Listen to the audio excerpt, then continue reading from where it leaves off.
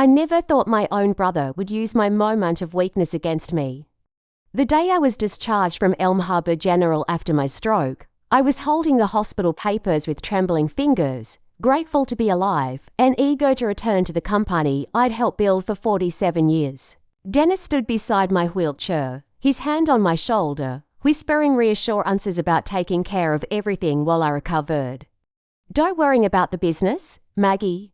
I've got it all handled." His voice was gentle, concerned, the same tone he'd used when he was 7 and promised to help me with chores after our parents died. But something in his eyes should have warned me. How could I have known that within weeks he'd be telling everyone I was losing my mind? Before we jump back in, tell us where you're tuning in from. And if this story touches you, make sure you're subscribed because tomorrow I've saved something extra special for you. The mahogany desk in my home office still held the weight of decades. Every morning for the past 6 weeks since my discharge, I'd sat here with my coffee, staring at my father's Mont Blanc fountain pen resting in its velvet-lined case. The gold nib caught the morning light streaming through the lace curtains, and I could almost see his weathered hands guiding mine as he taught me to sign my first business contract at 24. "A signature is your word made permanent, Margarita," he'd said in his gentle Mexican accent, the one that never quite left him despite 50 years in New England. "When you put pen to paper, you're putting your soul on the line." Papa had founded Lottery and Company in 1952 with nothing but a toolbox, a used pickup truck, and an unwavering belief that honest work deserved honest pay. What started as a small construction outfit grew into a multi-million-dollar development company under our joint leadership. After his death in 1978, Dennis and I had continued building his dream. Though I'd always been the one with the head for numbers while Dennis charmed the clients, the house felt too quiet these mornings. My late husband Robert's reading chair sat empty by the window, his bookmark still marking page 247 of a biography he'd never finish. He'd been gone 9 years now, but some mornings I still made 2 cups of coffee out of habit. The silence was different now, though. It carried the weight of betrayal. My physical therapy sessions at the rehabilitation center had gone well. Dr. Martinez assured me that my cognitive function was completely intact, that the mild stroke had affected only my motor skills, and even those were returning to normal. My left hand still trembled slightly when I was tired, but my mind remained sharp as ever. The stack of financial journals on my nightstand, all read and annotated, proved that much. Yet, somehow, according to the whispers that had begun filtering back to me through concerned friends, I was losing my faculties. The story Dennis was carefully cultivating painted me as a confused old woman who could no longer handle the complexities of modern business. Each retelling grew more elaborate, more damaging. Lorna Kingsley had been the first to reach out, her voice careful and measured during our phone call 3 days ago. As the company's longtime receptionist, she heard everything that passed through those offices. "Mrs. Lottery," she'd said, her tone gentle but urgent. "I thought you should know what's being said in the board meetings." Lorna had worked for us for 32 years, since she was 23 and fresh out of secretarial school. She'd watched Dennis and me navigate countless business challenges, witnessed our disagreements and reconciliations, and had always maintained perfect professional discretion. For her to break that silence now meant something serious was happening. "Dennis has been telling the board members that your stroke was more severe than anyone realized," she continued. "He's saying you're having trouble with basic tasks, that you've been forgetting important details about current projects. Yesterday, he suggested that perhaps it would be better for everyone if you considered a permanent retirement." The words hit me like ice water. I'd raised Dennis after our parents died in that car accident when he was 7 and I was 14.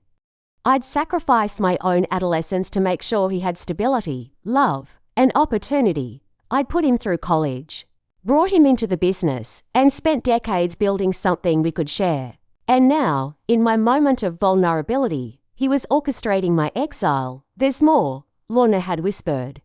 "He's been meeting privately with board members, showing them medical documents that supposedly detail your condition. I haven't seen the papers myself, but he's been very convincing." After hanging up, I'd sat in my study for hours, my father's fountain pen turning over and over in my hands.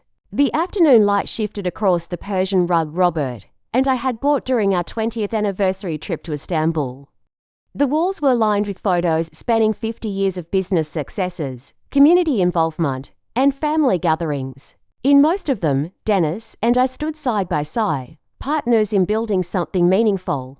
How had we arrived at this moment of betrayal? My reflection was interrupted by the doorbell.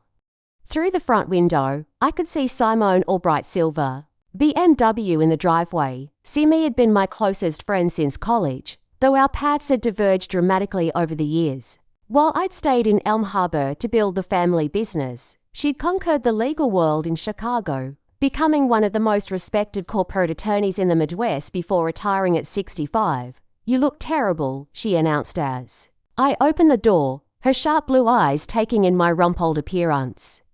"When's the last time you combed your hair?" Despite everything, I smiled. Simi had never been one for gentle approaches. Her silver hair was perfectly styled, her navy blazer pressed to perfection, and her briefcase suggested this wasn't entirely a social call. "It's good to see you too," I replied, leading her into the living room. "Coffee, please. And then you're going to tell me exactly what that brother of yours is up to." As I prepared the coffee, Simi settled into Robert's old chair with the familiarity of someone who'd been visiting this house for decades. She'd been my maid of honor when Robert, and I married, had held my hand through his cancer diagnosis and death, and had celebrated every business milestone with champagne and strategic advice. "Lorna called me yesterday," Simi said without preamble as I handed her a cup. "She's worried about you, and frankly, so am I. This situation with Dennis has gone far enough."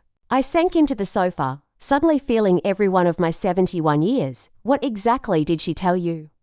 "That your brother is systematically undermining your reputation and position in the company you helped build. That he's spreading lies about your mental capacity and using fabricated medical documents to support his claims."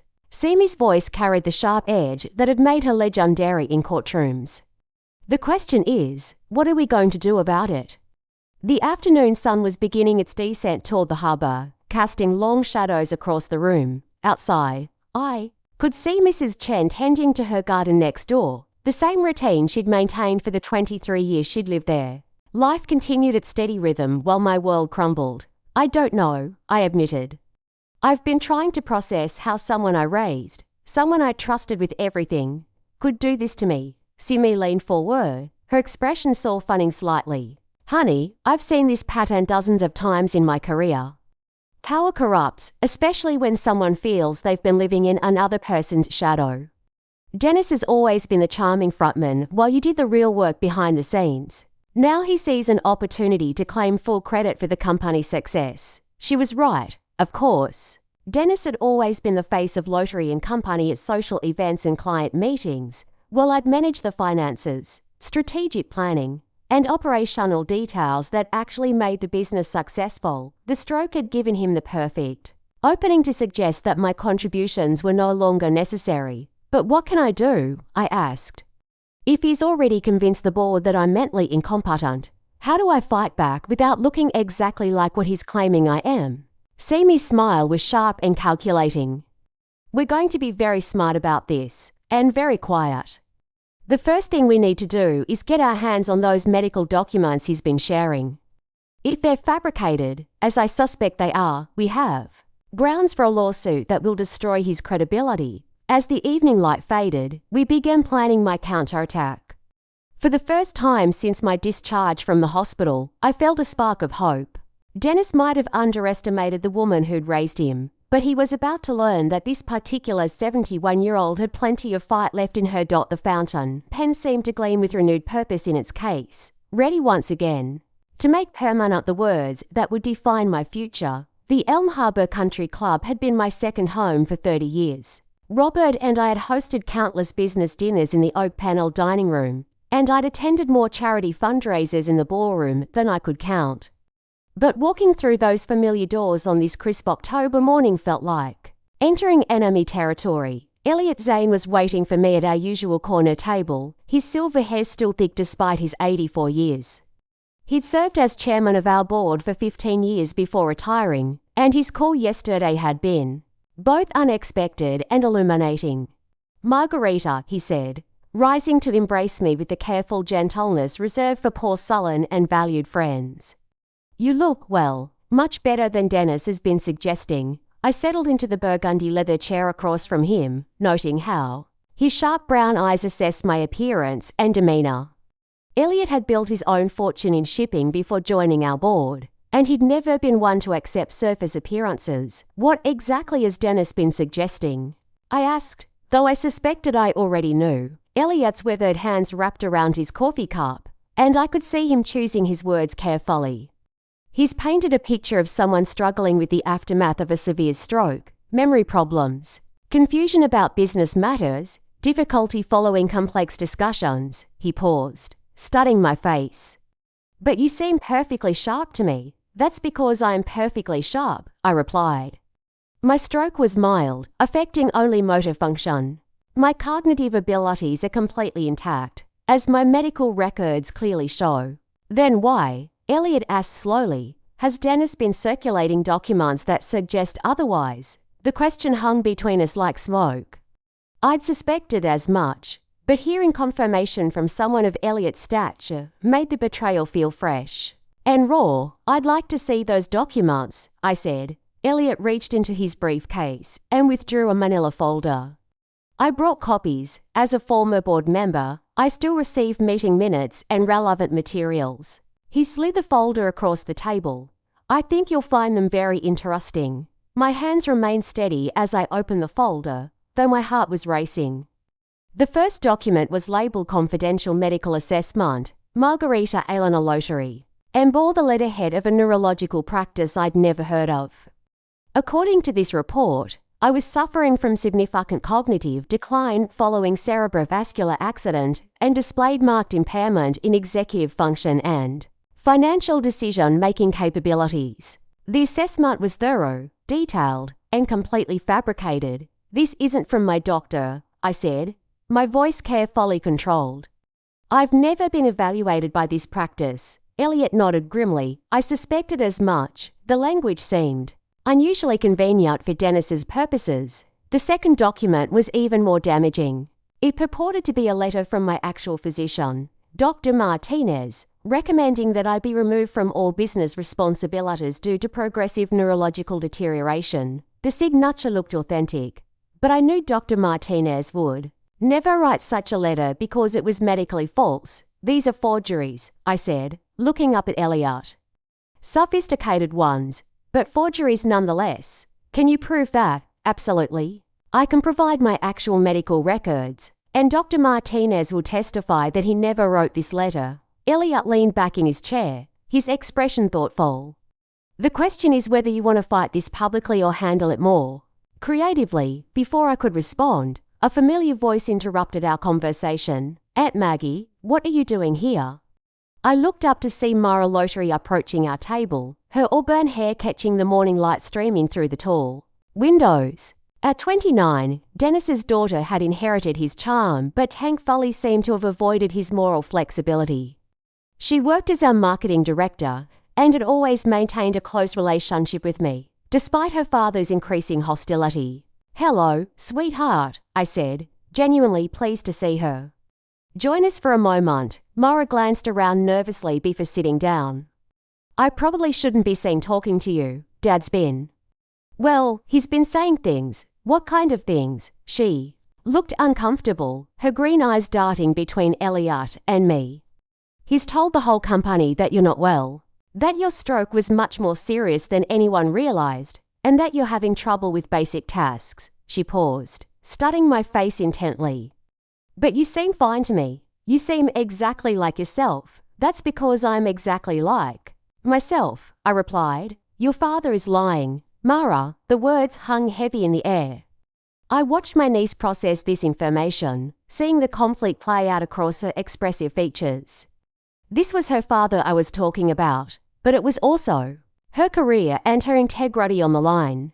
"Why would he do that?" she asked quietly. "Because he wants full control of the company," Elliot answered. "And he sees your aunt's temporary absence as an opportunity to make that control permanent." Mara was quiet for a long moment, stirring her coffee with unnecessary focus. Finally, she looked up at me with tears in her eyes. "I've been feeling terrible about not visiting you more since your stroke. Dad said you were too confused to handle visitors, that it would only upset you more." The manipulation was even more extensive than I'd realized. Dennis hadn't just been undermining my professional reputation. He'd been isolating me personally, preventing even family members from seeing that I was perfectly competent. "Your father has been very thorough," I said softly, "but I'm going to need your help to set things right." Mara nodded quickly. "Whatever you need. This isn't right, and I can't be part of it anymore." Over the next hour, Mara provided details that painted a comprehensive picture of Dennis's campaign. He'd been holding private meetings with key board members, sharing the fabricated medical documents and suggesting that my continued involvement in company decisions could lead to financial disaster. He'd convinced several major clients that my condition made me unreliable, leading to the transfer of my existing projects to other team members. Most disturbing of all, he'd been working with the company's legal team to draft documents that would formalize my removal from all decision-making roles, citing medical incapacity as the justification. "The vote is scheduled for next week," Mara revealed. "Dad's calling a special board meeting to formally accept your resignation due to health concerns." "What resignation?" I asked. "I never submitted a resignation. He has a letter with your signature," she said quietly. "I don't know how he got it, but it looks legitimate." Another forgery, undoubtedly. Dennis was preparing for a complete coup, eliminating any possibility of my return to active leadership. The scope of his betrayal was breathtaking in its thoroughness and cruelty. After Mara left to return to the office, Elliot and I sat in contemplative silence. The country club's dining room was filling with the usual lunch crowd, and I recognized several faces from the business community. How many of them had already heard Dennis's version of events? How many believed I was a confused old woman clinging to relevance? "You have options," Elliot said finally. "You could expose the forgeries publicly, demand a medical evaluation, and fight this through the courts. But that approach plays into Dennis's narrative. Every public battle, every legal challenge, every denial will be seen as the desperate actions of someone who can't accept their declining capabilities." He paused, watching a sailboat navigate the harbor beyond the windows. "There might be a more elegant solution. What do you have in mind?" Elliot's smile was reminiscent of his legendary business acumen. "Your father was very wise when he structured the company's ownership. Did you ever examine those original documents carefully?" I thought back to the legal papers we'd filed decades ago, the complex arrangements my father had insisted upon to protect the company's future. He retained certain controlling interests, which passed to me upon his death. Exactly. And those interests have never been formally transferred or diluted. Despite Dennis's assumption of the CEO role, Elliot's eyes gleamed with possibility. "You may have more power than either of you realized." As we parted ways in the club's parking lot, I felt a familiar sensation I hadn't experienced since before my stroke. The thrill of strategic planning. Dennis thought he was playing chess while I was learning checkers. He was about to discover that his sister had been playing chess for 47 years, and she was very, very good at it. The afternoon sun reflected off the harbor as I drove home, my mind already working through possibilities. In my briefcase sat the evidence of Dennis's betrayal, and in my heart burned the determination to show him exactly what this supposedly confused old woman could accomplish when properly motivated. The photograph sat on my nightstand where it had lived for 9 years. Robert's arm around my waist as we danced at our wedding reception in 1965. I was 21 then. My dark hair swept into an elaborate up-do that had taken 3 hours to perfect. My smile radiant with the certainty that we were embarking on a grand adventure together. Robert looked distinguished in his navy suit, his eyes crinkled with the same gentle humor that would sustain us through 44 years of marriage. I picked up the silver frame, running my thumb along its familiar edges as I had countless times since his death. The photo had been taken during our first dance to The Way You Look Tonight, and I could still hear the melody when I looked at our young faces. We had no idea then about the challenges that lay ahead, the miscarriages that would break our hearts, the business crises that would test our partnership. The long nights when I'd come home exhausted from managing company finances while Dennis charmed clients at expensive dinners, Robert had been my anchor through all of it. When doubt crept in during particularly difficult board meetings, when Dennis's casual dismissal of my contribution stung more than I cared to admit, when the weight of carrying so much responsibility felt overwhelming, Robert was there with his steady presence and unwavering belief in my capabilities. "You're the smartest person in any room you enter," he used to tell me when I questioned myself. "Don't let anyone, including your brother, convince you otherwise." How I wished he were here now to help me navigate this latest betrayal. But then again, maybe his voice was exactly what I needed to hear in my memory. The house felt particularly empty this morning. I'd been awake since 4, my mind racing through the implications of everything Elliot and Mara had revealed yesterday. Dennis's plan was more comprehensive than I'd imagined, and the timeline was accelerating. The board meeting was scheduled for Tuesday, only 5 days away. I set down the photograph and reached for my laptop, a concession to modern technology that Robert had insisted on before his death. "The world's changing, Maggie," he'd said during one of our last coherent conversations. "You'll need to change with it." Learning to navigate the internet at 62 had been humbling, but I persisted because Robert was right. Now, at 71, I was grateful for that stubbornness. I had research to do. The first call I made was to my actual physician, Dr. Martinez. His office opened at 8, and I wanted to be first on the list. "Mrs. Lottery," his familiar voice carried genuine warmth. "How are you feeling? Any lingering effects from the stroke?" "I'm fine, doctor. Actually, I'm calling about something else." "Have you received any requests for my medical records recently? Or have you been contacted by anyone claiming to represent me?"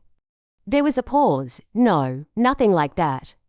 "Why do you ask?" I explained the situation briefly, describing the forged letter that bore his signature. Dr. Martinez's reaction was immediate and forceful. "That's completely unethical and illegal," he said.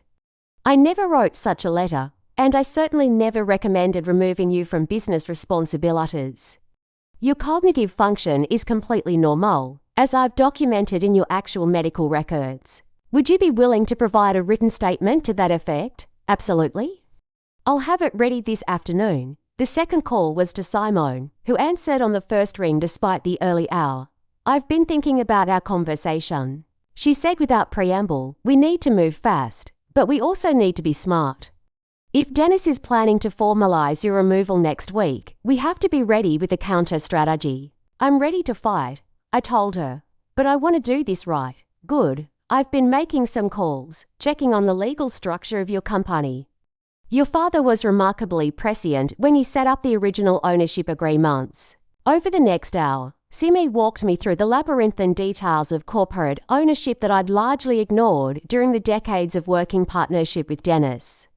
My father, it turned out, had been much more strategic than I'd realized. When he founded Lottery and Company, Papa had retained controlling interest through a complex trust structure that named me as the primary beneficiary. Upon his death, those shares had transferred to me automatically, but the company's rapid growth and my focus on operations rather than ownership had obscured the significance of that arrangement. "You own 51% of the company," Simi explained. "Dennis has been operating as CEO, but he's never owned more than 35%. The remaining shares are held by various investors and board members. But if I own controlling interest, how is he able to remove me? Because he's gambling that you won't exercise that control. The board vote next week is largely symbolic. If you choose to assert your actual ownership rights." Simi's voice carried the satisfaction of a lawyer who'd found the perfect legal strategy. "He's counting on your ignorance of the corporate structure and your reluctance to fight publicly." The irony was breathtaking. Dennis was orchestrating an elaborate conspiracy to remove me from a company I actually controlled. His plan only worked if I remained passive, if I accepted his narrative of my incapacity and stepped aside gracefully. But I wasn't feeling particularly graceful anymore. The third call I made was to Bryce Munro, my godson and one of the few people in my life who understood both business strategy and modern technology. At 33, Bryce had already made a fortune on Wall Street before leaving to start his own investment firm. More importantly, he'd been like a son to Robert and me, filling some of the empty nest left by our inability to have children. Aunt Maggie, his voice carried immediate concern. I heard about your stroke. How are you feeling? I'm fine, sweetheart. But I need your help with something important. I explained the situation, watching through my office window as the morning fog began to lift from the harbor. Bryce listened, without interruption, occasionally asking clarifying questions that demonstrated his quick grasp of the corporate dynamics at play. So your brother is essentially trying to steal a company you already own, he summarized. And he's using fabricated medical documents to justify the theft. That's accurate. Well, that's spectacularly stupid of him. Bryce's tone carried a hint of the competitive edge that had made him successful in high-stakes finance. What do you want to do about it? The question hung in the air as I considered my options. I could expose Dennis publicly, creating a family scandal that would damage the company's reputation and possibly destroy relationships beyond repair. I could fight through the courts, a lengthy process that would validate his claims about my declining capacity in the eyes of some observers, or I could be more creative. I want to teach him a lesson he'll never forget, I said finally. But I want to do it in a way that preserves the company and protects our employees. Bryce was quiet for a moment, and I could almost hear the gears turning in his analytical mind. I might have an idea, he said slowly. It would require some coordination and a lot of discretion, but it could be very effective. I'm listening. What if we let Dennis proceed with his plan, but prepare a surprise of our own? Let him think he's won, then demonstrate exactly who really controls this company. As Bryce outlined his preliminary ideas, I felt something I hadn't experienced in months: excitement. The woman in the wedding photograph had been young and naive, but she'd also been brave enough to build a life and a business against significant odds. That courage was still there, tempered now by decades of experience and sharpened by righteous anger. Robert's voice echoed in my memory. You're the smartest person in any room you enter. It was time to prove that once and for all. The safe behind my father's portrait had been installed in 1952, the same year he founded Lottery and Company. I'd watched him open it countless times during my childhood, but I hadn't touched the combination in years. My fingers trembled slightly as I turned the dial, muscle memory guiding me through the sequence, 1 to 1, 5 to 5. The word love in numerical form, my mother's idea before cancer took her when I was 12. The heavy door swung open, revealing manila folders that hadn't been disturbed since Robert's death. Bank documents, insurance policies, family photographs, and there, in a leather portfolio that still smelled faintly of my father's cologne, the original charter of Lottery and Company. I carried the documents to my kitchen table, spreading them out in the morning light that streamed through the windows facing the harbor. The legal language was dense and formal, written in the careful script of 1950s lawyers who charged by the word. But as I read through the corporate structure my father had established, the genius of his planning became clear. Papa had created a company designed to survive family conflict. The primary ownership was held in what he'd called the founders' trust, with very specific provisions about succession and control. Upon his death, voting control passed automatically to his eldest child, me, but only if that child had demonstrated active and competent participation in company operations for a minimum of 10 years. I'd certainly met that requirement, having worked alongside Papa from the age of 24 until his death 14 years later. Dennis, on the other hand, had been brought into the company gradually and held what the documents termed operational shares rather than controlling interest. More interesting still was a clause I'd completely forgotten about. Any attempt to remove a member of the founding family from company leadership required not just a board vote, but unanimous consent from all shareholders holding more than 5% of the company. Given that I controlled 51%, Dennis would need my permission to remove me. My phone rang, interrupting my reading. The caller ID showed Bryce's number. I've been doing research, he said without preamble. Your company's structure is fascinating. Your father was clearly planning for exactly this kind of situation. I'm looking at the original charter right now, I told him. The more I read, the more I realize Dennis has been operating under false assumptions about his authority. That's what I discovered too. But here's what's really interesting. The company's been performing exceptionally well under his leadership, at least from a financial perspective. Revenue is up 30% over the last 3 years, and the client base has expanded significantly. I paused in my reading. What are you suggesting? That Dennis isn't trying to steal a failing company.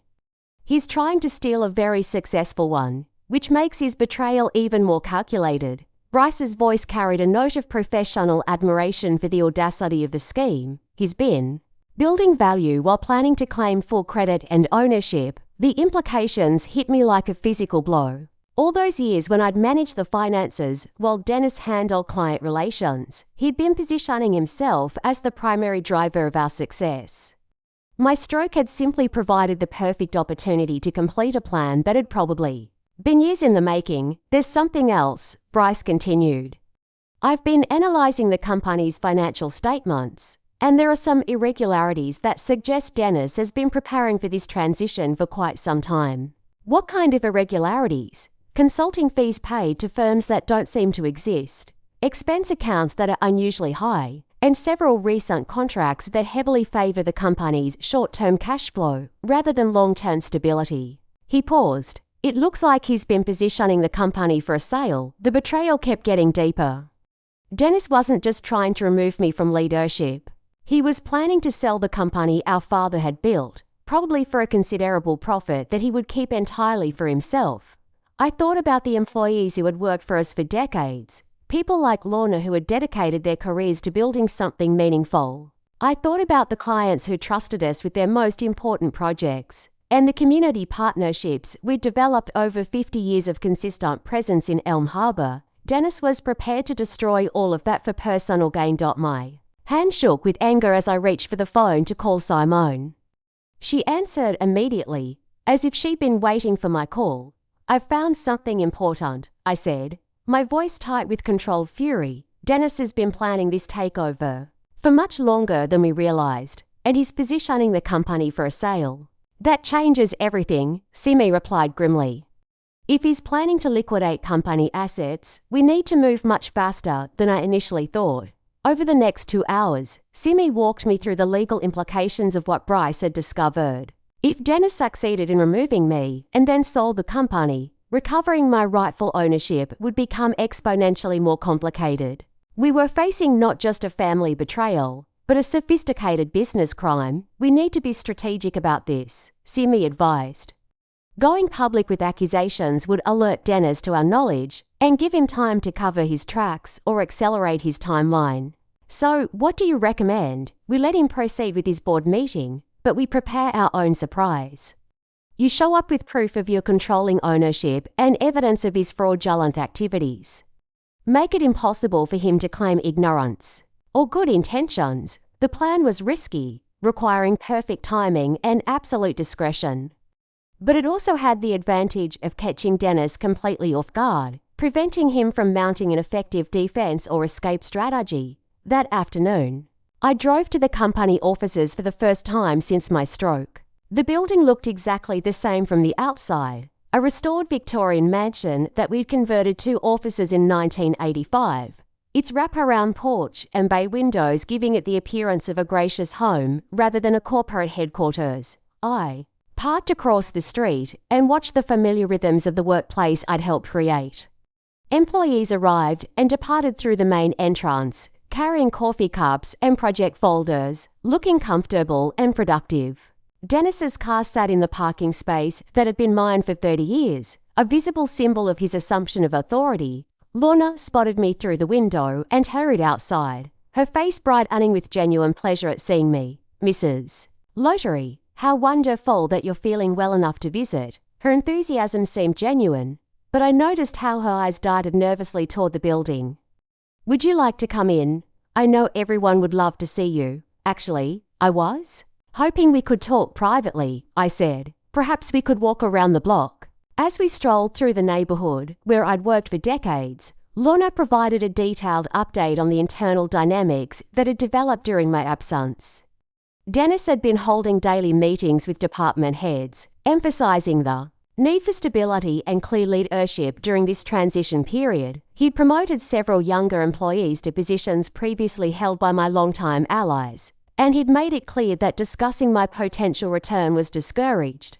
People are confused, Lorna admitted. Some of the older employees remember how involved you've always been in major decisions, and they're wondering why you haven't been consulted about recent changes. What kind of changes? 3 of our biggest clients have been transferred to external management companies, firms that Dennis says can handle their needs better than we can in-house. And there's been talk about selling the building and moving to a smaller, more modern space. Each revelation confirmed Bryce's analysis. Dennis was systematically preparing the company for sale, removing assets and long-term commitments that might complicate a transaction. There's going to be a board meeting next Tuesday, I told Lorna. I want you to prepare the conference room as usual. But don't mention to anyone that we've spoken, she nodded, her expression serious. Is there anything else you need me to do? I thought about the loyal employees who would be affected by Dennis's plans, the decades of relationships and trust that he was prepared to sacrifice. Just keep doing your job exactly as you always have. Everything else will work itself out very soon. Telling and preparing this story took us a lot of time, so if you are enjoying it, subscribe to our channel. It means a lot to us. Now back to the story. As I drove home that evening, I felt the weight of responsibility settling around me like a familiar coat. This wasn't just about family betrayal anymore. It was about protecting something larger than myself or Dennis. The company our father had built represented livelihoods, relationships, and a legacy that extended far beyond our personal conflicts. The original charter sat on my passenger seat, its yellowed pages containing the legal foundation for what I was planning to do. Papa had been wise enough to anticipate that success might breed its own conflicts, and he'd provided the tools necessary to resolve them. I just hoped I was strong enough to use those tools effectively. Bryce arrived at my house carrying a briefcase and wearing the focused expression I remembered from his Wall Street days. At 33, he'd already mastered the art of complex financial transactions, but what I was asking him to do required a different kind of creativity. Are you absolutely certain about this approach? He asked as we settled in my study. Once we start moving pieces on the board, there's no going back. I poured coffee from the silver service Robert had given me for our 10th anniversary, the familiar ritual helping to calm my nerves. Outside, October rain drummed against the windows, and the harbour was barely visible through the grey mist. Dennis has made his choice, I replied. He's decided that I'm a confused old woman who can be easily discarded. I'm going to show him exactly how wrong he is. Bryce opened his briefcase and withdrew a stack of documents. I've been working on this for 3 days, using contacts from my previous firm. What we're creating is completely legal, but it's also virtually untraceable until we choose to reveal it. The plan he outlined was elegant in its simplicity and devastating in its potential impact. Instead of fighting Dennis's takeover directly, we would execute our own acquisition of Lottery and Company. Bryce would establish a series of shell companies and investment vehicles, each designed to obscure the true source of the funds being used to purchase company shares. The beauty of this approach, Bryce explained, is that Dennis will have no idea what's happening until it's too late. He'll be so focused on removing you from leadership that he won't notice his own position being undermined. The first shell company was called Harbor Holdings LLC, registered in Delaware with Bryce listed as the managing partner. Harbor Holdings would then create subsidiary companies in different states, each with its own federal tax identification number and corporate structure. These companies would begin purchasing shares in Lottery and Company from the various minority shareholders, offering prices significantly above current market value. Most of the smaller shareholders will be happy to sell, Bryce predicted. They've been holding their shares as long-term investments, but they've never been actively involved in company operations. An offer 20% above market value will be very attractive. The funds for these purchases would come from my personal investment portfolio, which had grown substantially over the decades thanks to Robert's conservative but effective financial management. I'd never paid much attention to these accounts. After his death, allowing his investment advisor to continue the strategies that had served us well during his lifetime. "You have more liquid assets than I expected," Bryce admitted as he reviewed my financial statements.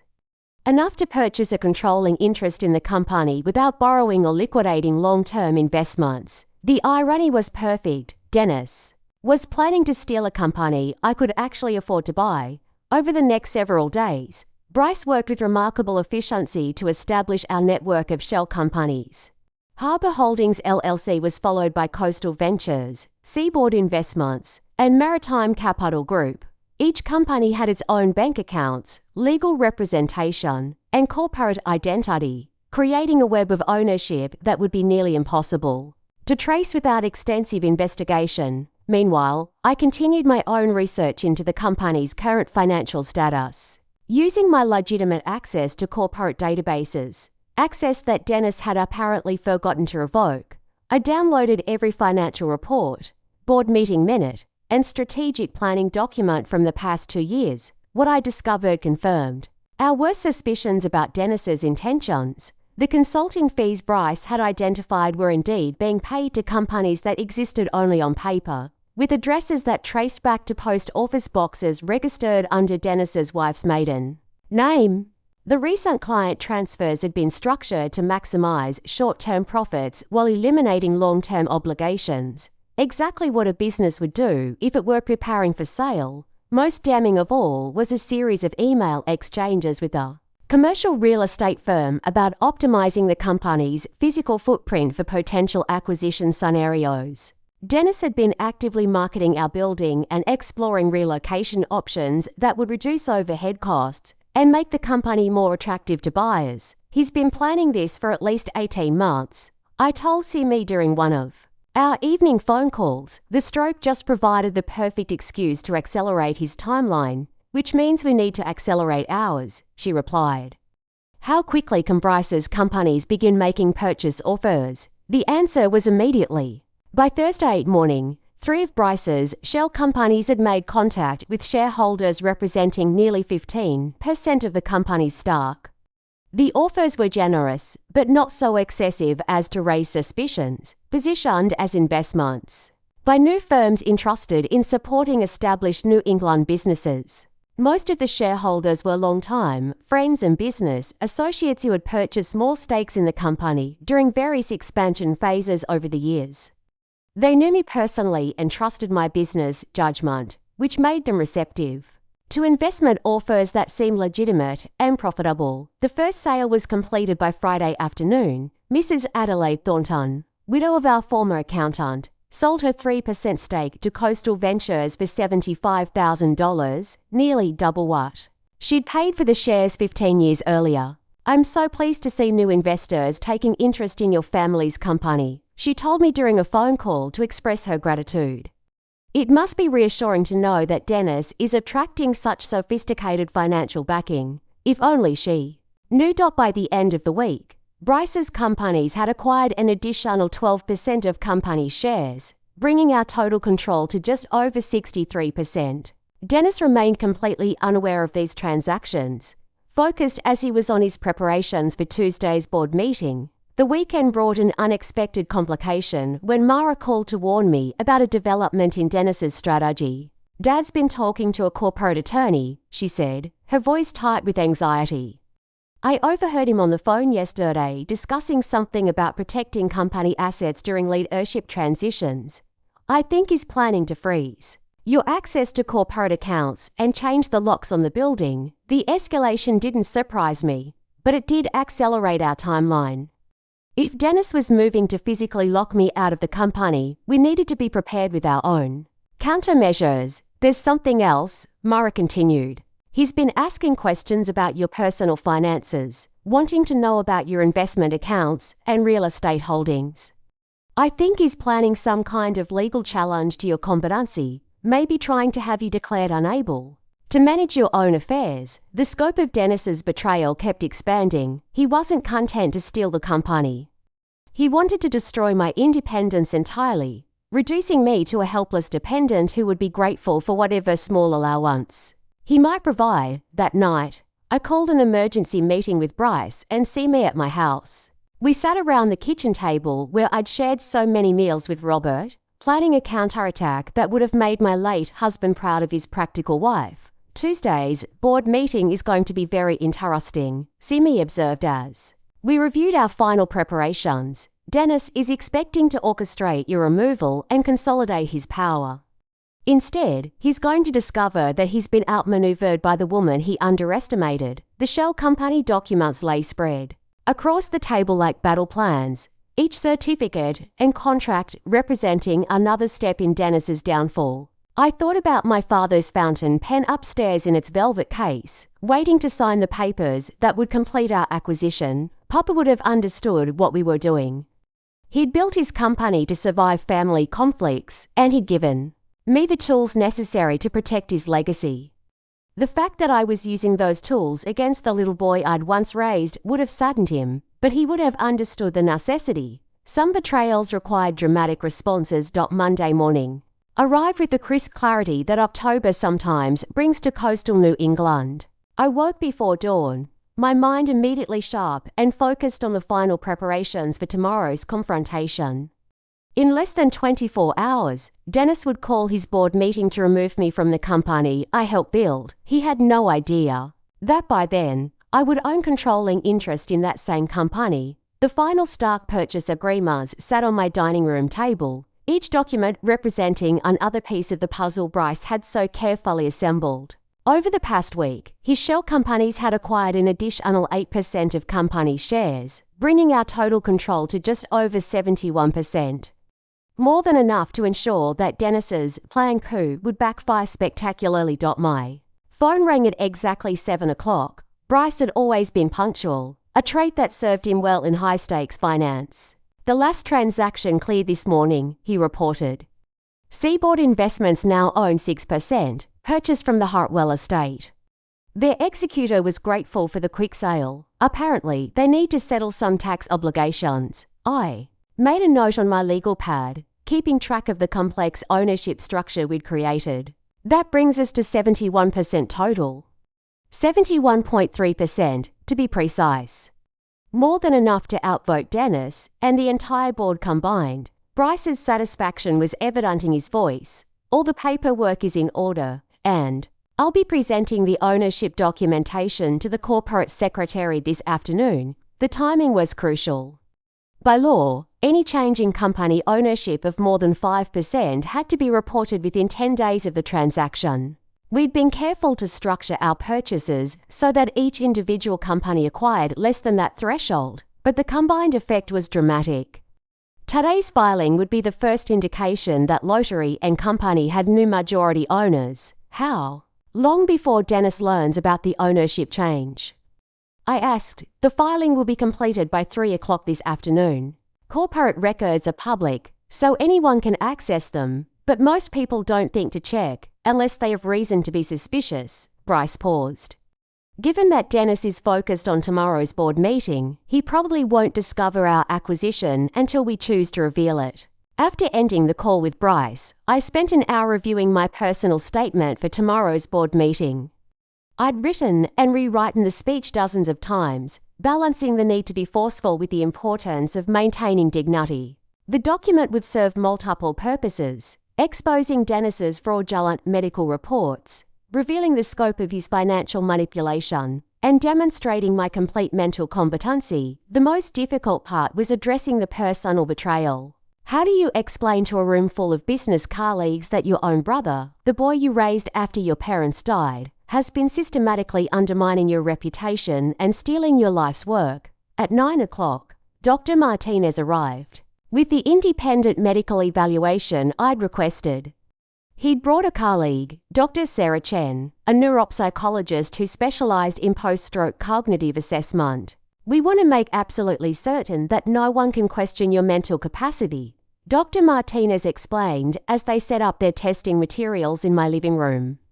Dr. Chen will administer a comprehensive cognitive battery that covers memory, executive function, language skills, and decision-making abilities. The testing took 3 hours and was more thorough than anything I'd experienced during my hospitalization. Dr. Chen evaluated everything from my ability to recall word lists and solve mathematical problems to my understanding of complex business scenarios and ethical dilemmas. Your cognitive function is not just normal for your age, Dr. Chen concluded as she packed up her materials. It's superior. Your memory, analytical skills, and judgment are all well above average, even for someone decades younger. Her written report would provide irrefutable evidence that Dennis's claims about my mental decline were not just wrong, but deliberately fabricated. Combined with Dr. Martinez's testimony about the forged medical letter, we had overwhelming proof of Dennis's fraudulent activities. The afternoon brought a visit from Elliot Zane, who arrived carrying a manila folder and wearing the grim expression of someone delivering bad news. "I thought you should see these before tomorrow's meeting," he said, settling into Robert's chair with the familiarity of an old friend. Dennis has been busy preparing his presentation. The folder contained copies of the agenda for tomorrow's board meeting, along with several supporting documents that painted a comprehensive picture of Dennis's strategy. The meeting would begin with his presentation about transitional leadership challenges, followed by a review of the fabricated medical reports about my condition. Most disturbing was a financial analysis that portrayed my past contributions to the company as increasingly erratic and problematic. According to Dennis's narrative, several recent business decisions attributed to me had resulted in lost revenue and client dissatisfaction. Of course, I'd been recovering from my stroke during the periods he was referencing, and I'd had no input on any of the decisions he was describing. He's been very thorough, Elliot observed. If I didn't know better, I might find his arguments convincing. But you do know better, I replied. And so will everyone else in that room once I present the real facts. The final document in Elliot's folder was the most revealing, a proposed restructuring plan that would take effect after my removal. Dennis would assume full control as chairman and CEO, with authority to make unilateral decisions about major company initiatives. The plan also included provisions for exploring strategic partnerships and acquisition opportunities that would maximize shareholder value. Translation: Dennis intended to sell the company as soon as possible after removing me from leadership. He's planning to destroy everything our father built, I said, unable to keep the anger from my voice. Not if we stop him first, Elliot replied firmly. You have the legal authority, the moral standing, and now the ownership position to prevent this betrayal. The question is whether you're prepared to use that power. As evening approached, I sat in my study, surrounded by the evidence of Dennis's treachery and the documentation of our counter-strategy. The original company charter lay open beside my father's fountain pen, and I could almost feel Papa's presence as I prepared for tomorrow's confrontation. The woman in the wedding photograph on my nightstand had been young and inexperienced, but she'd possessed the courage to build a life and business against significant odds. The woman I'd become had that same courage, tempered by decades of experience and sharpened by righteous anger. Simi called just before bedtime, her voice carrying the satisfaction of a lawyer who'd prepared thoroughly for a crucial case. Everything is ready, she reported. The ownership documents are filed, the medical reports are authenticated, and the evidence of Dennis's fraud is properly documented. Tomorrow, your brother is going to learn that he made a serious mistake when he underestimated his sister. After we hung up, I walked through my house, checking the locks and turning off lights with the methodical care of someone preparing for battle. Tomorrow would determine not just my own future, but the fate of the company my father had built, and the livelihoods of employees who had trusted our family for decades.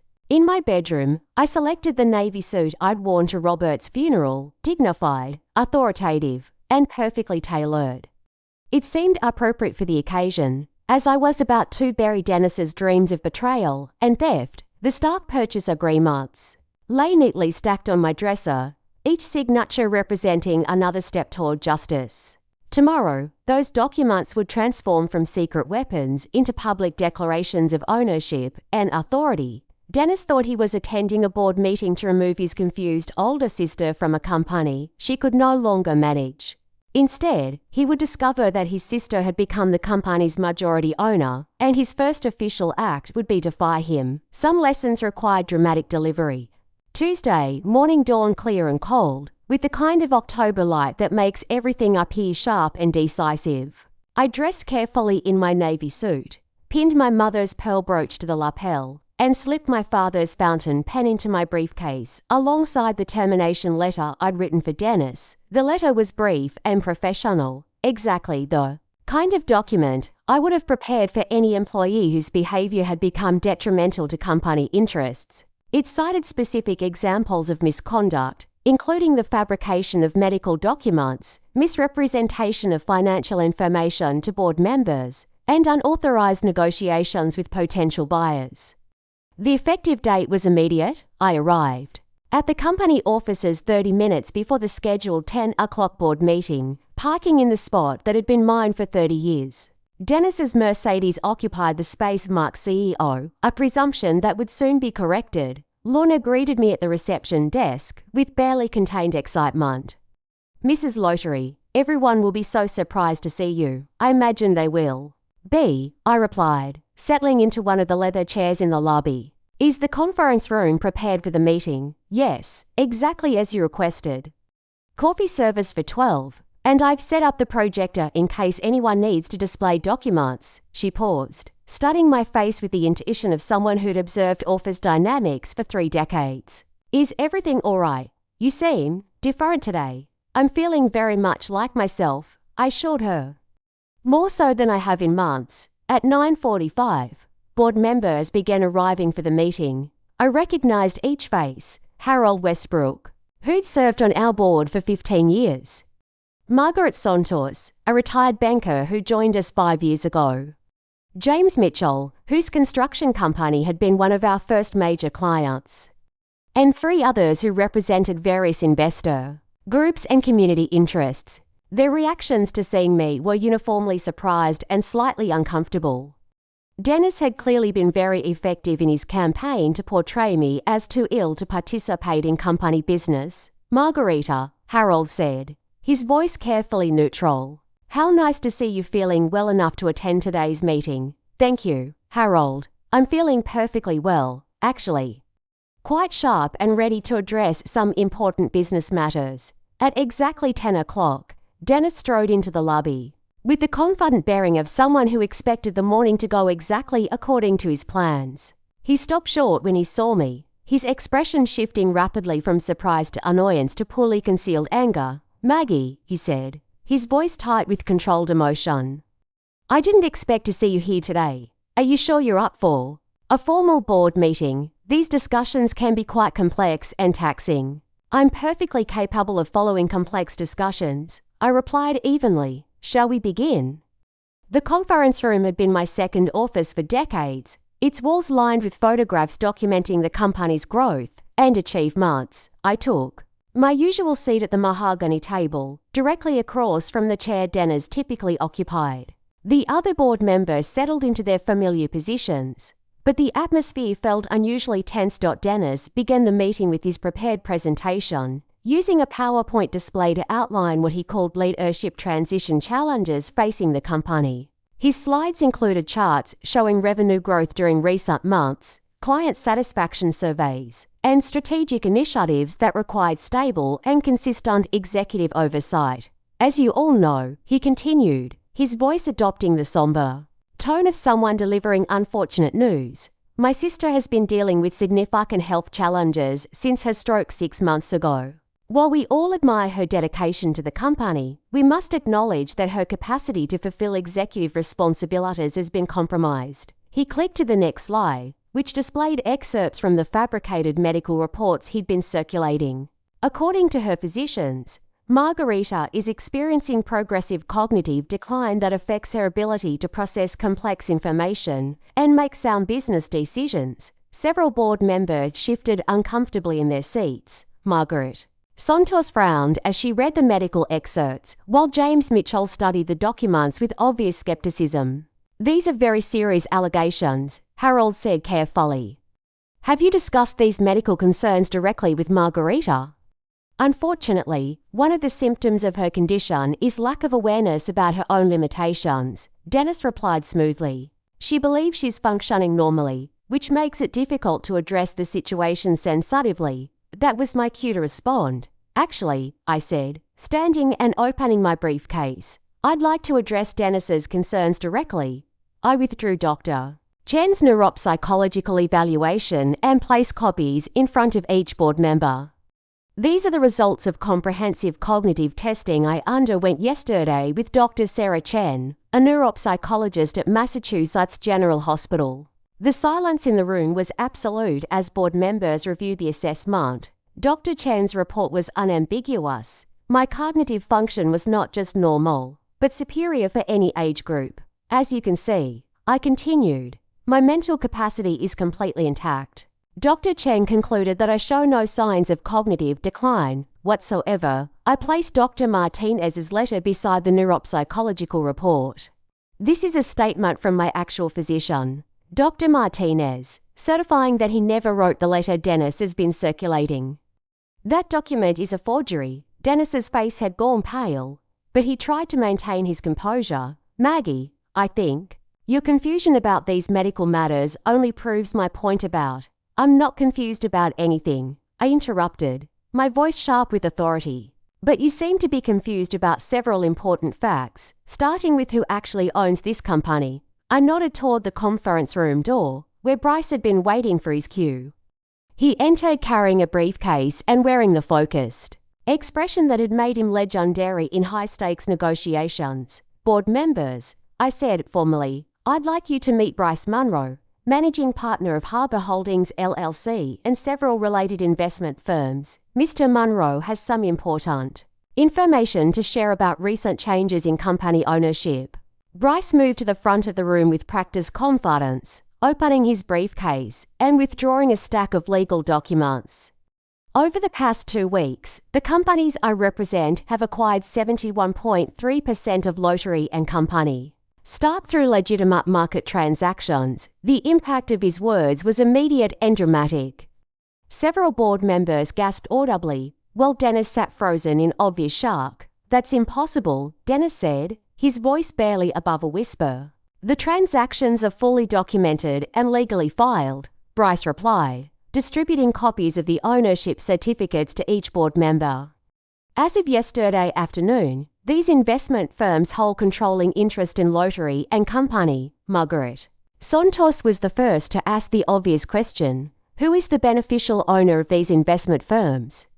Bryce smiled and gestured toward me, Margarita Aylana Lottery. She's the sole owner and decision maker for all companies involved in this acquisition. The revelation hung in the air like a thunderclap.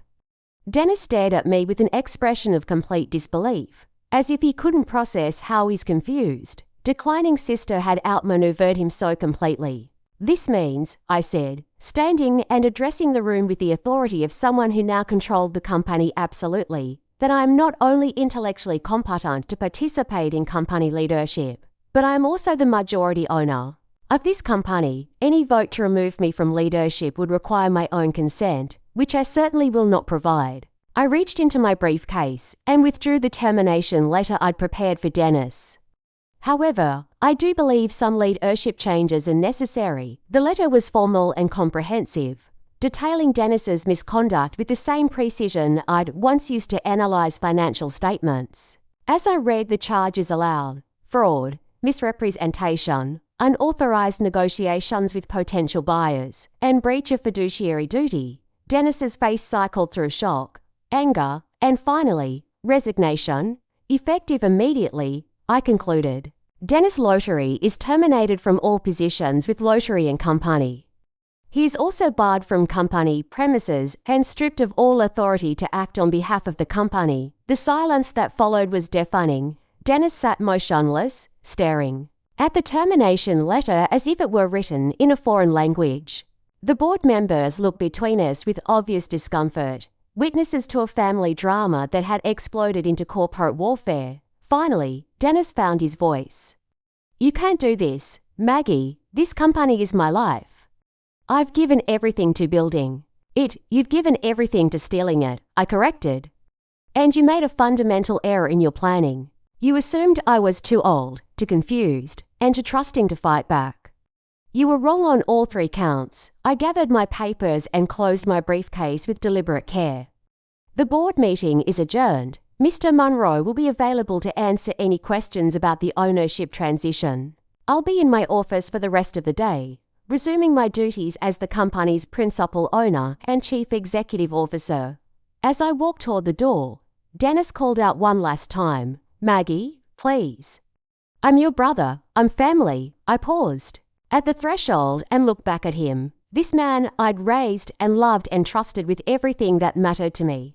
Family doesn't forge medical documents to steal from each other, I said quietly. Family doesn't spread lies about mental competency to justify betrayal. You stopped being my brother the day you decided I was disposable. The door closed behind me with a soft click that sounded like finality. 3 months later, I stood in the same conference room where I terminated Dennis, but the atmosphere couldn't have been more different. Sunlight streamed through windows that had been cleaned until they sparkled, illuminating a mahogany table surrounded by faces that reflected engagement rather than discomfort. The new business cards had arrived that morning, printed on heavy cream stark with elegant navy lettering. Margarita Elena Lottery, Chairman and Chief Executive Officer, Lottery and Company.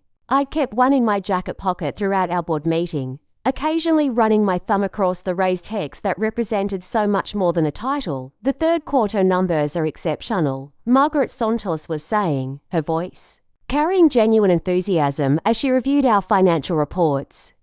"Revenue is up 18% over last year, and client retention has actually improved since the leadership transition." I nodded, pleased but not surprised by the results. Removing Dennis from the company had eliminated the toxic uncertainty that had been affecting employee morale and client relationships. More importantly, it had allowed us to refocus on the core values that had built our reputation over 5 decades. "The new employee benefit package has been very well received," added James Mitchell. "The enhanced retirement contributions and flexible scheduling options have already helped us recruit to excellent project managers from competitors." The meeting continued for another hour, covering strategic initiatives that would position the company for sustainable growth rather than a quick sale. We discussed partnerships with local educational institutions, expansion into renewable energy projects, and a mentorship program that would help develop the next generation of construction professionals. As board members gathered their papers and prepared to leave, Elliot Zane lingered behind. At 84, he moved more slowly than he once had, but his mind remained razor sharp. "You've handled this transition remarkably well," he said, settling back into his chair. "I wasn't sure how the company would recover from such a dramatic change, but you've exceeded everyone's expectations. I had good teachers," I replied, thinking of my father's lessons about leadership and Robert's example of quiet strength. "And I had the luxury of righteous anger to motivate me," Elliot chuckled. "Nothing quite like betrayal to clarify one's priorities." "How are you feeling about everything now? Any regrets?" The question deserved careful consideration. Dennis had been completely absent from my life since his termination, despite living less than 10 miles away. Mara had served as an intermediary for a few weeks, trying to facilitate some kind of reconciliation. But I'd made it clear that any relationship would require acknowledgement of wrongdoing and genuine remorse, neither of which Dennis seemed capable of providing. "I regret that it came to this," I said finally. "I regret that the little boy I raised grew into a man who could betray family so completely. But I don't regret protecting the company and our employees from his plans." After Elliot left, I remained in the conference room for a few minutes, studying the photographs that lined the walls. Pictures of groundbreaking ceremonies, ribbon cuttings, and company celebrations spanning 5 decades. In many of them, Dennis and I stood side by side, partners in building something meaningful. Those images represented a different time, when I believed that shared blood and shared history created unbreakable bonds. Experience had taught me otherwise, but it had also shown me the strength that comes from standing up for principles even when it requires painful choices. My phone buzzed with a text message from Simone. "Dinner tonight. I have news about the legal proceedings." Dennis's termination had triggered a series of investigations into his fraudulent activities. The fabricated medical documents alone constituted multiple felonies, and his unauthorized negotiations with Potential buyers had violated fiduciary duty laws. CME had been coordinating with prosecutors to ensure that all evidence was properly documented and presented. I responded, 7 o'clock. My house, I'll cook. The afternoon brought a visit from Lorna, who knocked on my office door with her characteristic combination of respect and familiarity. Mrs. Lottery, there's someone here to see you. She doesn't have an appointment, but she says it's important. The visitor was Dennis's wife, Patricia, whom I hadn't seen since before my stroke. She looked older and more fragile than I remembered, her usually perfect appearance showing signs of stress and sleepless nights. Maggie, she said, settling into the chair across from my desk with obvious discomfort. Thank you for seeing me. Patricia and I had never been particularly close. Despite 35 years of family gatherings and shared holidays, she'd always been Dennis's devoted supporter, accepting his version of events without question and rarely engaging in the business discussions that dominated our family interactions. How can I help you, Patricia? I wanted to apologize, she said, her voice barely above a whisper. I know Dennis did terrible things to you, and I should have spoken up when I realized what was happening. The admission surprised me. You knew about the forged medical documents, not at first. Dennis told me you were having serious problems after your stroke, and I believed him because I wanted to believe him. It made his increased authority at the company seem justified. She paused, struggling with the words. But when you showed up at that board meeting so clearly competent and prepared, I knew something was very wrong. Patricia's hands trembled as she reached into her purse and withdrew a manila envelope. I found these in Dennis's home office after you fired him. I think you should have them. The envelope contained photocopies of documents that revealed the full scope of Dennis's planning.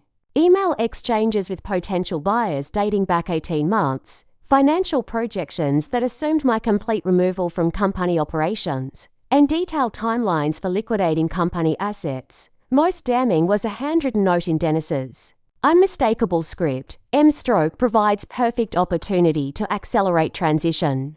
Must act quickly before she recovers fully. The evidence confirmed what I'd suspected. Dennis had viewed my medical crisis not as a family emergency requiring support, but as a business opportunity requiring exploitation. He's been seeing a therapist, Patricia continued, someone who specializes in family business conflicts.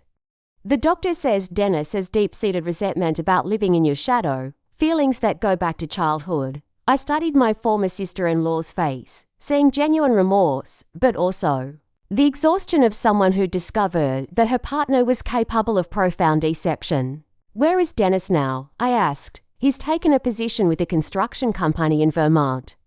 The pay is much lower than what he made here, but it was the only firm willing to hire him after word spread about what happened. She paused. He asks about you sometimes, wonders if you might be willing to talk. The request hung between us like smoke. Part of me wanted to understand how the little boy I'd raised had become capable of such calculated betrayal.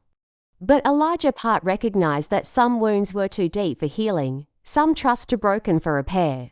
I'm not ready for that conversation, I said gently. Maybe someday, but not now, Patricia nodded, rising to leave. I understand.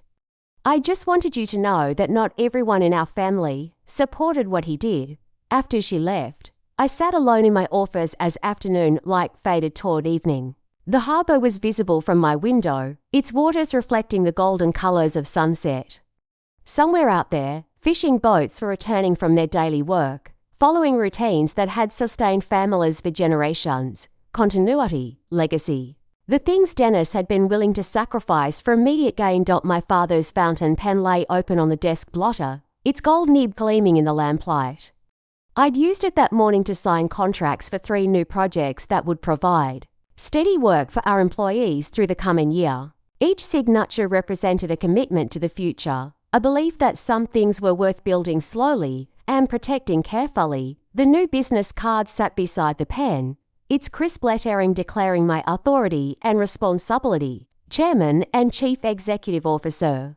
Titles that carried weight because they represented more than personal ambition. They represented stewardship of something larger than any individual. At 7 o'clock, Simi arrived with a bottle of wine and the promised update on legal proceedings. The prosecutor is confident about the fraud charges, she reported as we settled in my kitchen with glasses of Cabernet. The forged medical documents are slam dunk evidence, and Patricia's testimony about Dennis's planning will support charges of conspiracy and breach of fiduciary duty. What kind of sentence is he looking at? Probably to 2-3 years, given his age and lack of previous criminal history. Plus substantial financial penalties and permanent prohibition from serving as an officer of any corporation. The consequences seemed appropriate for the scope of his betrayal, though I felt no satisfaction in contemplating my brother's imprisonment. Justice and revenge were different things, and I've learned to distinguish between them. How are you feeling about all this? Simi asked, echoing Elliot's earlier question. I considered the answer while preparing dinner, arranging vegetables and setting the table with the care Robert had taught me. Simple routines that created space for reflection and gratitude. I feel like myself again, I said finally. For the first time since my stroke, I feel completely like myself. Not like someone who's recovering from illness or struggling with family conflict, but like the woman I've always been. We talked through dinner about future plans for the company, possible travel destinations for the winter months, and Simi's own retirement projects. Normal conversations between old friends, unburdened by crisis or conflict. As she prepared to leave, Simi paused at the front door. You know, there's something poetic about how this all worked out. Dennis tried to use your moment of vulnerability to steal everything you'd built, but instead he ended up losing everything while you became stronger than ever after she left. I walked through my house turning off lights and checking locks, the same routine I'd followed for decades. But tonight felt different, marked by a sense of completion rather than preparation for battle. In my bedroom, I placed the new business card on my nightstand beside the wedding photograph of Robert and me, two artifacts representing different chapters of my life. The young woman who'd built a marriage and partnership, and the older woman who'd defended her legacy against betrayal. Both versions of myself had faced challenges that seemed overwhelming at the time. Both had found strength they didn't know they possessed. The fountain pen went back into its velvet case, ready for tomorrow's signatures and decisions. Outside my window, the harbour reflected lights from houses where families were settling into their evening routines, continuing the quiet work of building lives worth living. Some stories end with dramatic confrontations and explosive revelations. Others end with the simple recognition that survival itself can be a form of victory, that the courage to protect what matters most is its own reward. At 71, I'd learned that being underestimated could be an advantage, that quiet strength often proved more effective than dramatic gesture, and that the deepest betrayals sometimes reveal the truest friendships. Dennis had taught me one final lesson, though he'd never intended to, that family is defined by loyalty and love, not by shed blood. That the people who stand with you during your darkest moments earn the right to celebrate your brightest ones. The business card caught the moonlight streaming through my bedroom window, its lettering declaring not just authority, but the hard-won wisdom of someone who'd faced the worst and chosen to build something better. Tomorrow would bring new challenges and opportunities, but tonight I could rest in the knowledge that some things in integrity, dignity, and the courage to fight for what's right could never be stolen by anyone, no matter how carefully they planned their betrayal. 3 months had passed since the boardroom showdown that marked the end of Dennis Lotery's reign and the reassertion of his sister's authority over Lotery and Company. The business cards had been reprinted, the locks changed, and the whispers that had once filled the hallways of the Elm Harbor office slowly faded, replaced by a quiet reverence for the woman who had outwitted a man half her age with nothing more than strategy, patience, and unflinching resolve. But victory, Maggie had quickly discovered, came with its own weight. Leadership was never static. It demanded daily recommitment, not just to vision and policy, but to people, to process, to the hundreds of tiny decisions that made or broke a company's future. And while Maggie had never been afraid of work, returning to the helm at 71 came with its own kind of cost, the kind that could not be measured in hours or dollars, but in the resilience of spirit. Yet Maggie was nothing if not resilient. Each morning began the same way now, a slow walk around the edge of Elm Harbor shoreline, just after sunrise. She'd long since traded stilettos for loafers, but the leather was always polished, the laces always neat. Her posture remained as upright as it had been in her 40s, though the cane she now used added a new rhythm to her gait. It wasn't weakness, it was steadiness forged from steel dod as the tide shifted in and out. Maggie rehearsed decisions for the day ahead. The walk was her private boardroom, clients, vendors, internal promotions, the slow unwinding of outdated project pipelines. She passed each item against her instinct and memory. By the time she returned to her driveway, tea steeping in her mind before it ever touched a kettle, the plan for the day was already mapped out. But not everything in her world moved with such clarity. There were the letters, the ones from Dennis, handwritten, always on cream stationery with a gold-embossed initial. She hadn't responded to the first two. The ink felt too fresh, the apologies too curated. But the third had been different. It contained no explanation, no justifications. Just one line: "You were always better at this than I was." "I see that now." And folded inside was a photograph, their parents on their wedding day, young and laughing, caught in a moment when no tragedy had yet touched them. It had taken Maggie hours to decide what to do with it. She placed it gently into the same drawer that held Robert's letters, and that was the end of it. For now, the company's health was improving too. Despite Dennis's behind-the-scenes damage, the fundamentals remained solid.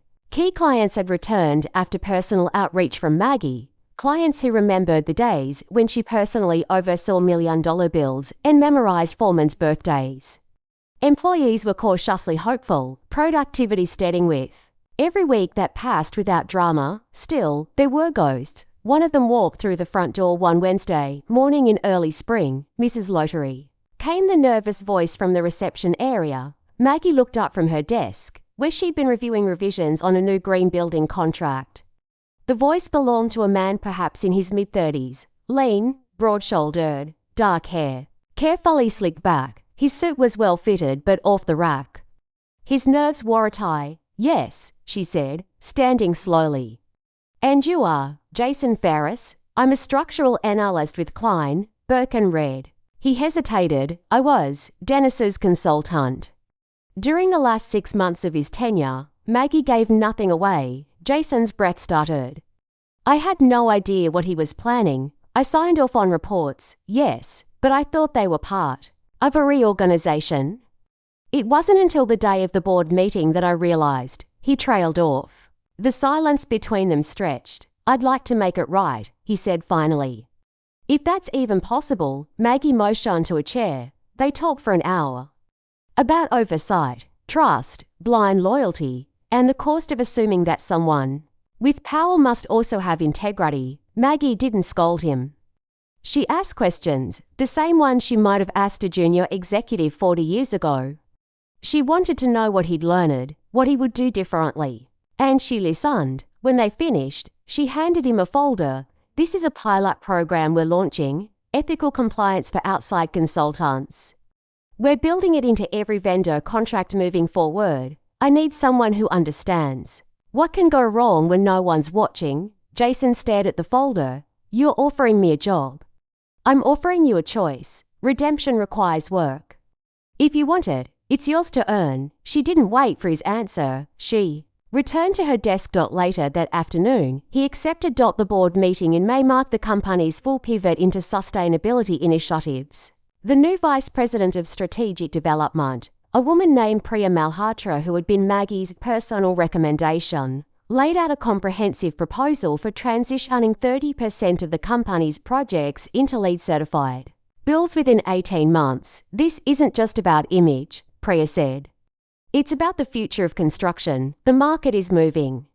If we don't move with it, we'll be fossils by 2030. Maggie watched the room carefully. Most nodded. A few looked uncertain. Margaret Santos leaned forward. "And what about the additional cost?" "We'll pass some to the clients, but most comes from operational restructuring. We eliminate waste, we consolidate suppliers, and we stop using substandard materials." "It's long-term thinking," Harold Westbrook added. "Will this affect our union partnerships?" "Positively," Priya answered. "Green training equals high skill sets. Higher skill sets justify higher pay. The unions will love it. Maggie tapped her pen once on the table. Motion to vote, she said. The plan passed unanimously. Afterward, Margaret approached her. You know, she said, I always knew you were brilliant. But you're ruthless too. You just hide it better. Maggie's smile was slow. It's not ruthlessness. It's strategy. On Sundays, Maggie still made 2 cups of coffee. One was hers. The other, she placed by Robert's old chair. She'd started speaking to him aloud. Not every day, not when the house was full of guests or board papers or urgent calls. But in the quiet, the sacred, unspoken quiet that made old walls feel alive, she allowed herself the luxury. They wanted to tear out the stained glass in the Elm Heights project, she said, one afternoon. Said it wasn't cost efficient. I reminded them that cost and value are different things. Other times, she shared smaller victories. I remember your chili recipe this morning. The real one, not the one you gave to Dennis that one year as a prank. And once, just once, she said, I miss you. But I'm okay. Mara visited Orphan now. She'd left her role as marketing director, deciding to launch her own firm. Maggie had offered seed funding, but Mara declined. A quiet act of self-determination Maggie admired more than she admitted aloud. They met every other Thursday for tea and planning. At first, they talked shop, branding strategies, client targeting, public perception. But by spring, the conversations had evolved into something deeper, intergenerational dialogues about ambition, autonomy, and what it meant to build something of your own. Do you think he ever really saw me? Mara asked one day, meaning her father. Maggie didn't pretend to have an easy answer. I think Dennis saw reflections, she said after a moment. Not people, just whatever pieces of himself he could find in others. Mara nodded slowly. I don't want to be a reflection. Then build your own light, Maggie said. By early summer, the rumor mill was spinning again, but this time, not about scandal. This time, the whispers were about awards. The Elm Harbor Business Alliance had shortlisted Maggie for the Lifetime Achievement Award. Not just for survival, the write-up said, but for vision, ethics, and the transformation of a company. Once poised for dissolution, Maggie didn't care for accolades. She kept her nameplate the same. She declined press interviews, but when the ceremony came, she wore the same dress she'd worn to Robert's retirement gala. And she brought Simone as her guest. Afterward, as the crowd filed out and the lights dimmed, Simi caught her arm. You know, she said, you're going to have to slow down eventually. Maggie smiled. Eventually, but not today. That night, she returned home alone. The harbour outside her window shimmered under a silver moon, and the air smelled faintly of sea salt and possibility. She opened her desk drawer and removed the photo Dennis had sent. The one of their parents, young and laughing. And for the first time in months, she placed it on the mantel beside her wedding portrait. Not because she forgave him. Not yet, but because history was complicated. And sometimes we honor the beginning, even when the ending is something we must write ourselves. The email came from Zurich. Not from a client, not from an investor, and certainly not from someone Maggie had ever met. But its subject line, Invitation to Legacy Leaders Roundtable, Davos 2026, made her pause. She reread it twice before forwarding it to Simone with a single question. Is this real? Simi called within the hour. It's real, she confirmed, already breathless. This is major. The World Legacy Forum, family-owned companies over 50 years old. You'll be on a panel with tech dynasties, energy giants, Scandinavian timber firms, the ones that survive wars and revolutions. Maggie blinked. I'm a developer in Massachusetts. You're a CEO who ousted her corrupt brother, preserved 70 years of ethical business practice, and pivoted to sustainable urban planning at age 71. You're not a developer. You're a case study. Maggie didn't respond right away. Simi continued, more gently now. You always said the work mattered more than recognition, and it does. But sometimes the recognition opens doors for the next generation. That last line sat with her, because even now, a year after her return, Maggie still struggled with what came next. Not for the company, that was stronger than it had been in years, but for herself. She printed the email, folded it, and slipped it into the leather-bound notebook where she kept decisions not yet ready to be made. The following week, Maggie sat in a room full of architects, municipal officials, and engineers at the Elm Harbor Civic Development Forum. It was a quarterly meeting she had once helped create decades ago, back when local zoning boards still met in the back of bakeries, and half the construction permits were filled out in carbon triplicate. Now, the forum had grown into a polished machine of transparency and cross-sector collaboration. Maggie had always believed in the power of small towns doing big things well, and Elm Harbor was, increasingly, a model for the rest of the state.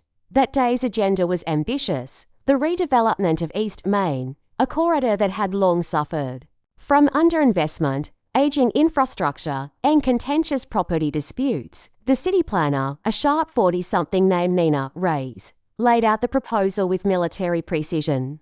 Affordable housing blended with commercial frontage. LEED-certified buildings with rooftop gardens. Public art commissions and walkable access to the bay. It was, in short, a vision, not a compromise. But the project would require trust, years of it. And so the city had turned to Maggie, not just as a developer, but as a known quantity. A person with long memory and longer loyalties. We're proposing a fuller FP, Nina said, clicking to the final slide. But we'd like to invite Lottery and Company to lead the bid. You have the history, the reputation, the reach. Maggie said nothing at first. Her fingers tapped a slow rhythm on the legal pad in her lap. Then, slowly, we'll consider it. But only if community stakeholders are part of the design process from day one. I'm not interested in building glass boxes that don't reflect the soul of the street, Nina grinned. That's what we were hoping you'd say. That evening, Maggie met Bryce for dinner. He was rarely in town now. His firm had grown fast, and he'd split his time between Boston and Chicago. But they stayed in touch, and he still served on Lottery and Company's advisory committee. They sat in the bistro on the corner of King and Haven, the same one where Maggie and Robert used to celebrate contract wins. The owner, an older Greek man named Theo, always gave Maggie the corner booth and brought wine without asking. Bryce sipped his Syrah and leaned back. Zurich, huh? Maggie raised an eyebrow. Did Simi tell you? She may have mentioned it, and that you haven't responded, Maggie sighed. I'm not sure I belong in a room full of billion-dollar empires and fourth-generation conglomerates. Bryce tilted his head. Maggie, you built something that not only survived betrayal, it flourished after it. You navigated a generational transfer of power, launched an ethical compliance division, retained staff loyalty, and restructured a legacy business for the green economy.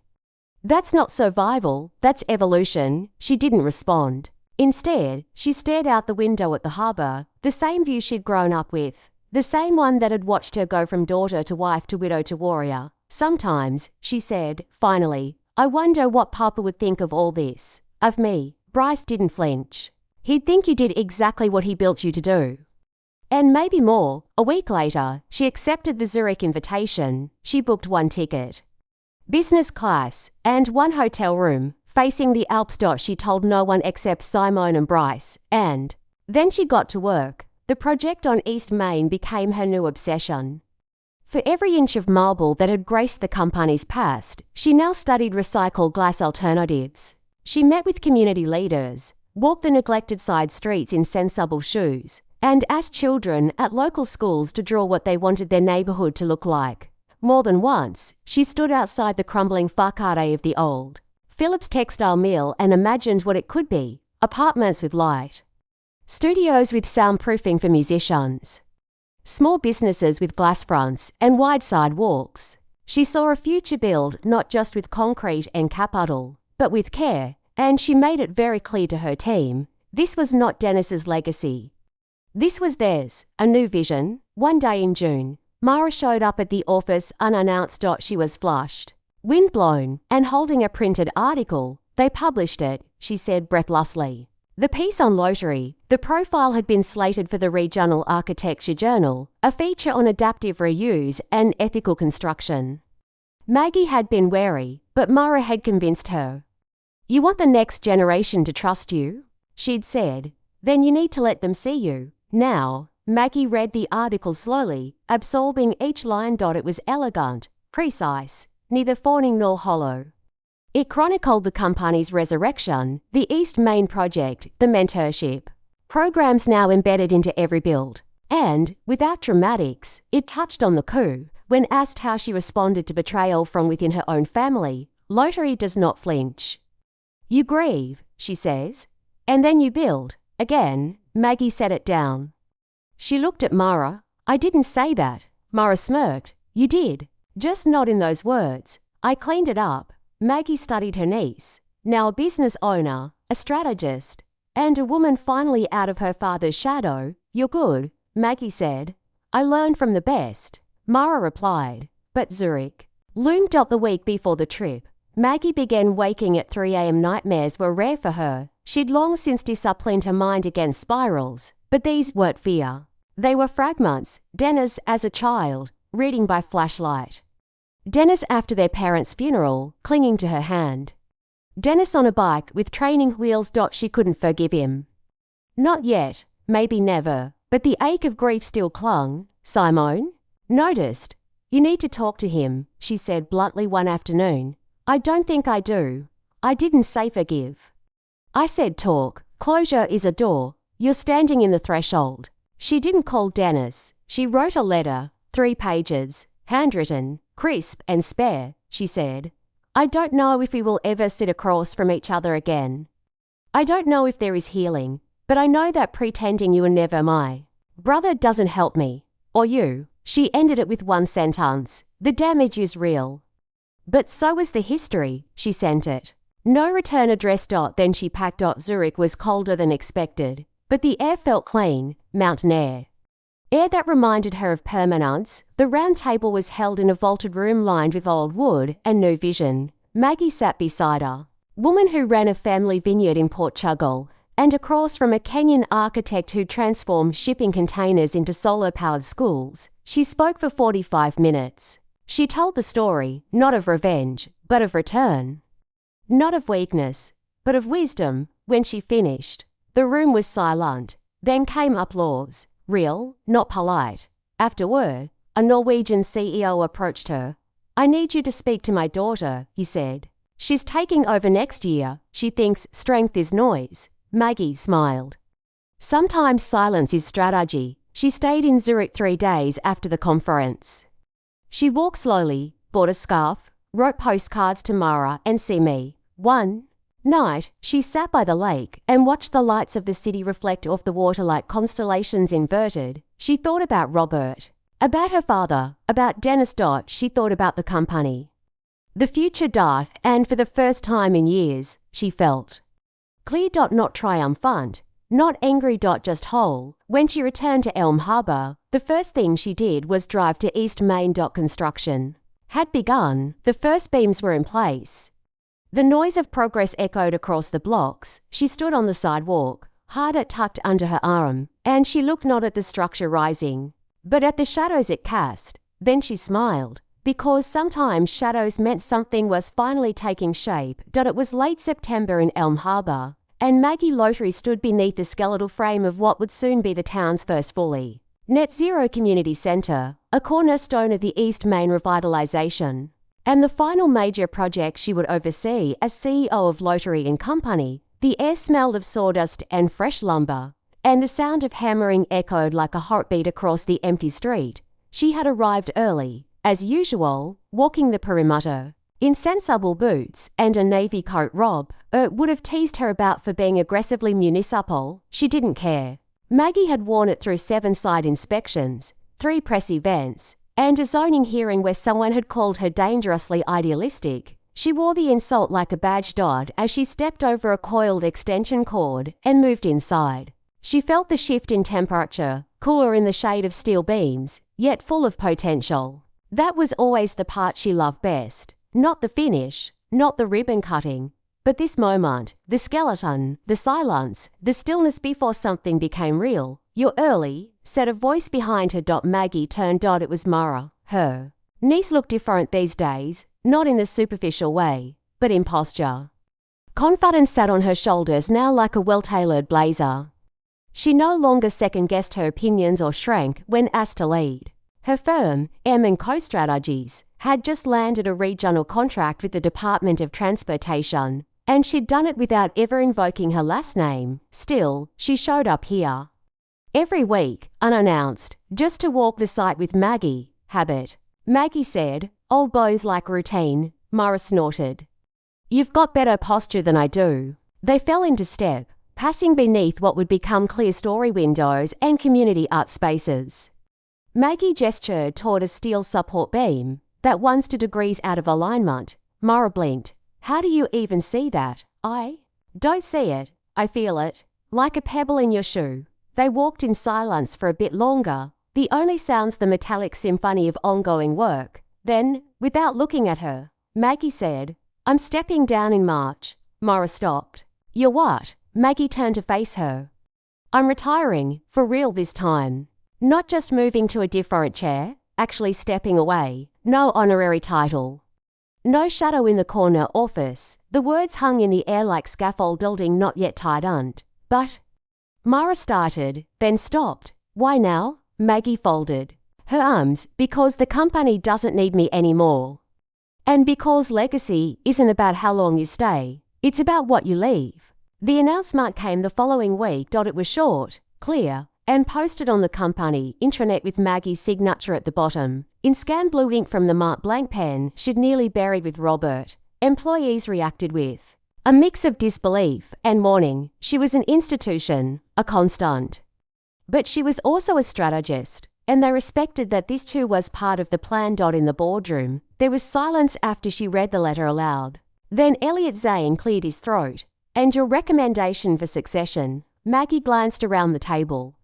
Then she turned toward the only seat left unfilled, where Mara sat, notebook open, eyes wide but steady. Mara Lottery, Maggie. Soed, founder of M and CEO, former marketing director here.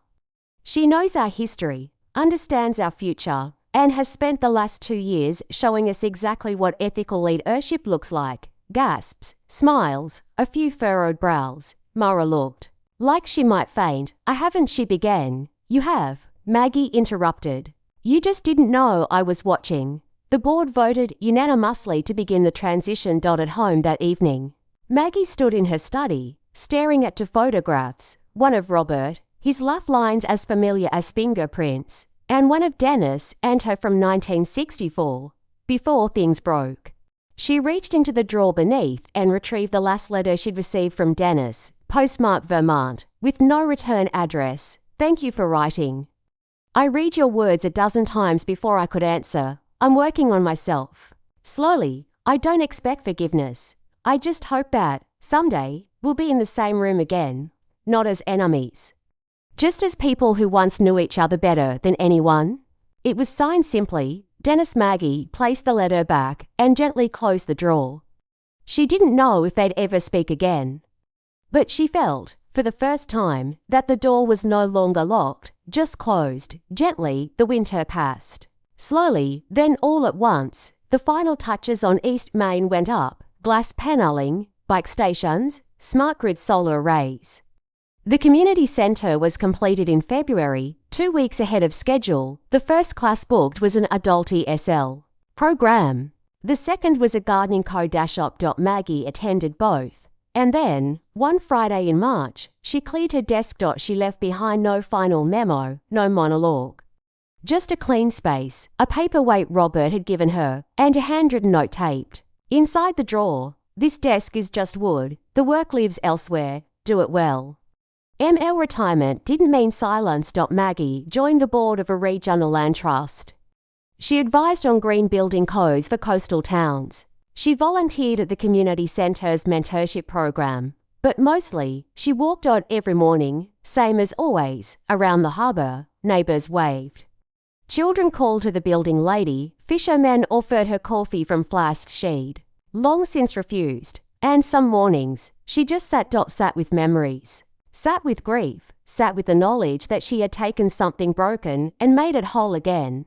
Not in defiance of age, but because of it. She didn't need to prove herself anymore. But she had one final thing to do. In late spring, she hosted a dinner at her home. Not lavish, intimate.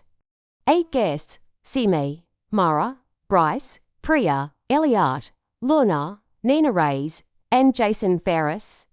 The ones who would stay, the ones who had helped her rebuild. The table was set with Robert Silver. The wine was local, the food was hearty, rosemary roast chicken, citrus-glazed carrots, sourdough from the bakery Robert had loved.